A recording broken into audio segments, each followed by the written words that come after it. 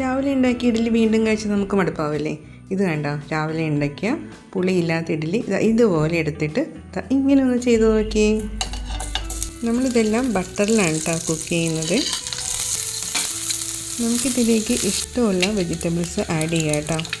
പിന്നെ ഒരു കാര്യം, ഞാൻ ഇതിനകത്ത് ഉപ്പ് ഇട്ടിട്ടില്ല. നമ്മുടെ ബട്ടറിൽ ഉപ്പുള്ളത് കാരണം നോക്കിയിട്ട് ഉപ്പിട്ടാൽ മതിയേ.